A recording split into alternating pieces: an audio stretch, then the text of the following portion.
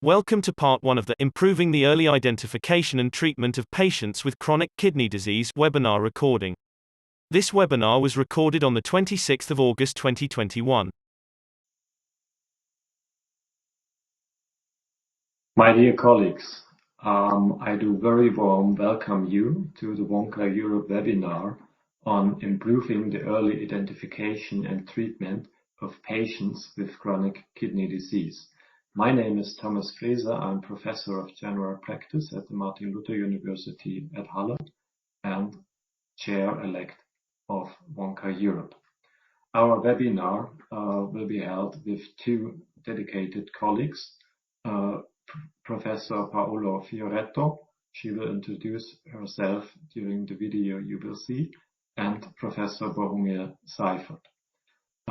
The presentations will be approximately 30 minutes.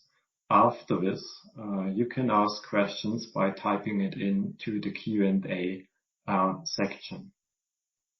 Just to your knowledge, the webinar will also be available through the Wonka Europe podcasts and also will be available in translated versions after the live webinar ends. It's the second webinar in the row of 3 webinars, and Wonka Europe will inform you when the third webinar will take place. I wish you a pleasant full webinar with our speakers, and we now turn to the presentations.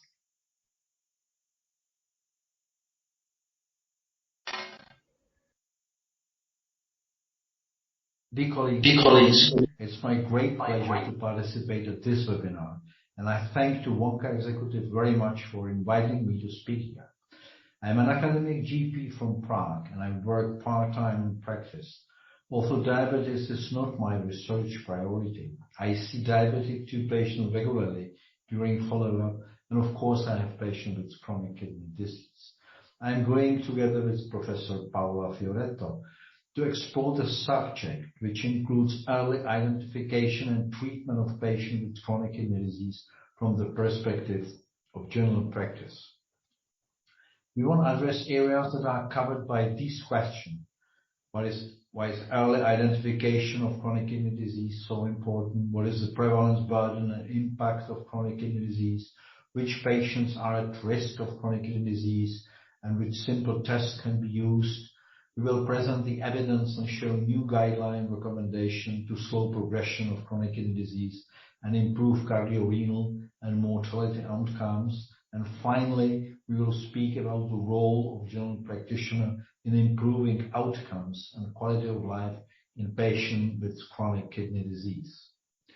Why is early identification of chronic kidney disease so important? Early detection of chronic kidney disease allows to prevent its development, or at least to prolongate its development and to slow down the progression of renal insufficiency. At the previous webinar, Professor Chantal Maté acknowledged that modern treatment affects pathophysiological processes so much that it can contribute to even improving renal function.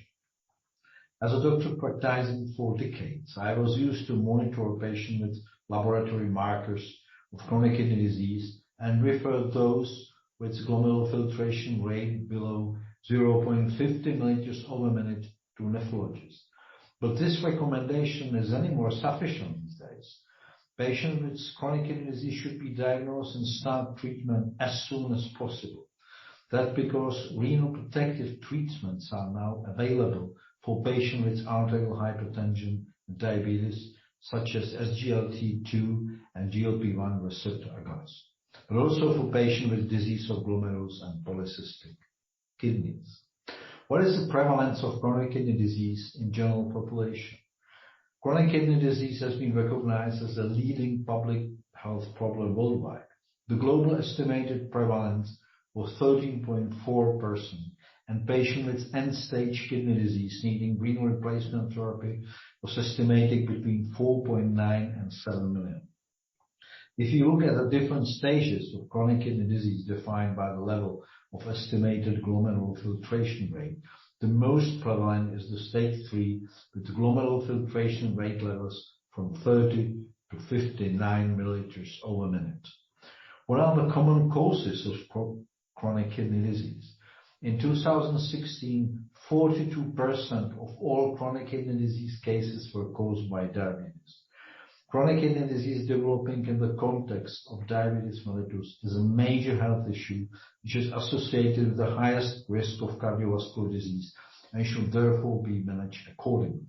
The other causes of chronic kidney disease include glomerulonephritis, 19%, arterial hypertension, 16.5%, and in 22% other causes. The diagnosis of chronic kidney disease remains slow. According to studies presented by nephrologists, only 1 out of 7 patients with glomerular filtration rate 10 to 59 milliliters per minute have a diagnosis of chronic kidney disease in their medical record.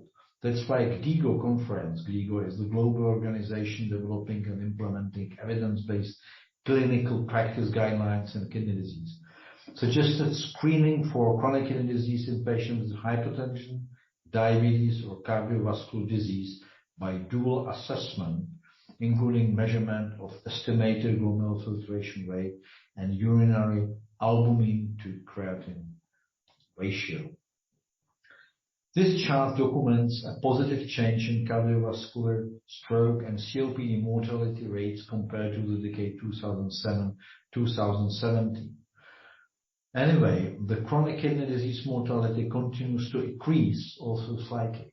And here is the space to improve the management of diseases that lead or can lead to the development of chronic kidney disease and to the end-stage renal disease, such as diabetes and hypertension. How to identify our at-risk patients? Patients in early stages of chronic kidney disease are usually asymptomatic. Laboratory or clinical signs of renal impairment may be a random finding. Clinicians should be aware of other indicators of abnormal kidney function such as anemia, acidosis, or increases in parathyroid hormone level. In some countries, urine and creatinine examination are included in preventive checks, but we know that the benefit of chronic kidney disease in the screening in the general population is unclear. Screening should be targeted to patients with risk factors both for cardiac and kidney disease, such as diabetes mellitus. We know that 30% of type 1 diabetes patients and 40% of type 2 diabetic patients will develop chronic kidney disease.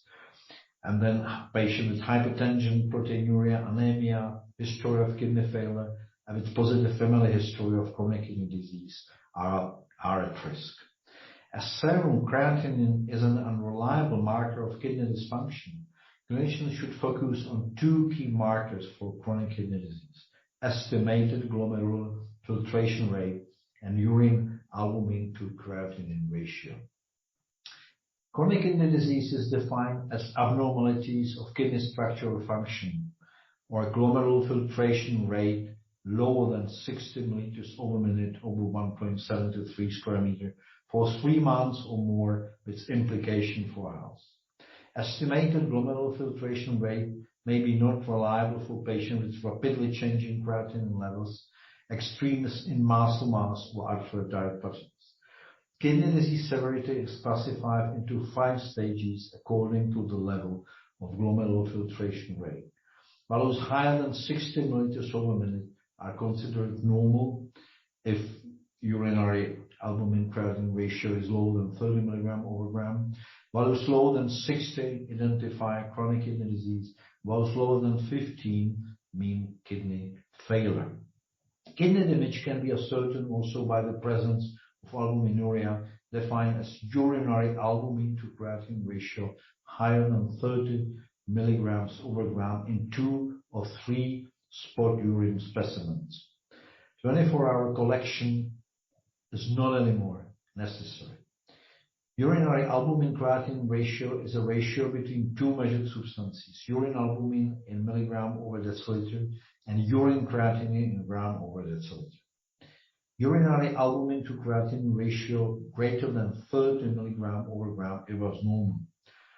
Traditionally, 30 to 300 milligram over gram has been called microalbuminuria and greater than 300 milligram macroalbuminuria. 3 milligrams over gram cutoff roughly correlates with the lower limit of sensitivity of the traditional urine dipstick. Change in albuminuria may reflect response to therapy and risk for progression. A decrease in urine albumin may be associated with improved renal and cardiovascular outcomes. These two lab tests should be done early, even more often in diabetic patients. Diagnostic tests available for chronic kidney disease diagnosis and monitoring include, beside urinary albumin creatinine ratio and estimated glomerular filtration rate, complete urine analysis, complete blood count, electrolytes, glucose and albumin, and for further evaluation either within GP or done by specialists. Other tests should follow, like hepatitis B and C serology, ANA antibodies, rheumatoid factor, complement 3 and 4, serum protein electrophoresis, urine protein electrophoresis in patient over 40, renal ultrasound, or dilated renal exam. What can GP do for patient with diagnosis of chronic kidney disease? The strategies to slow progression of chronic kidney disease and to reduce cardiovascular risk include nutritional interventions, lifestyle interventions, medical management to control risk factors, blood pressure and blood glucose, and reducing albuminuria. Even with these interventions, kidney disease will progress in some patients. In this case, monitoring for the associated complications and comorbidities is indicated.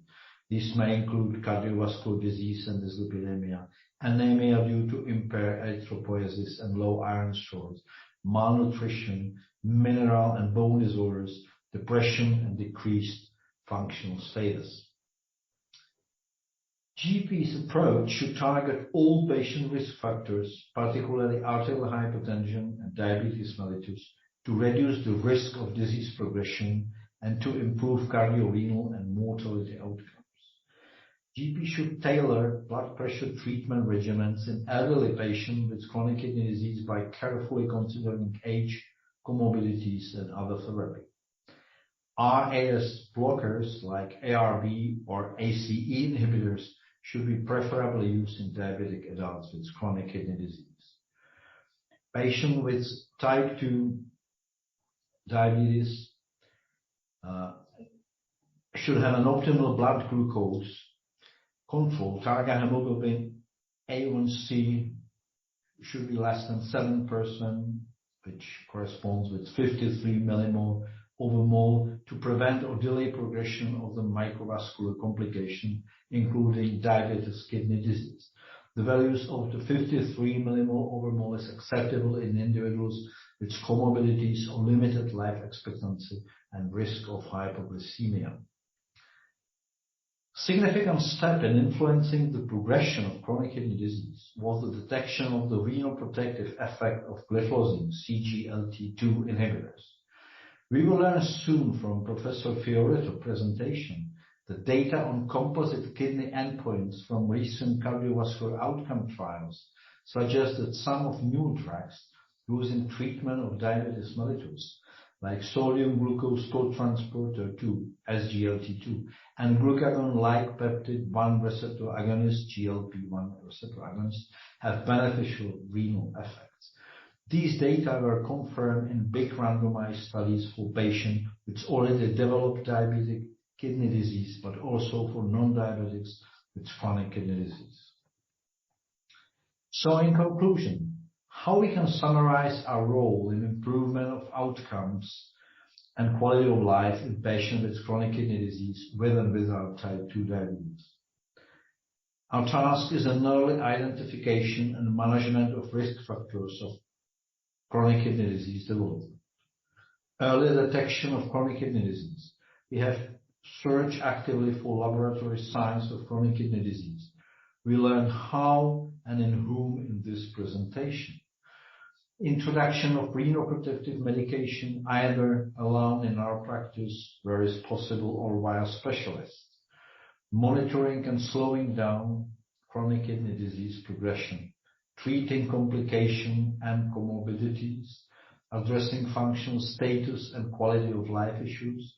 and we must be ready to support patient if reaches the stage of dialysis or kidney replacement therapy. Dear colleagues, thank you for attention. Now it's time to listen to the specialist view presented by Professor Paola Fioretto.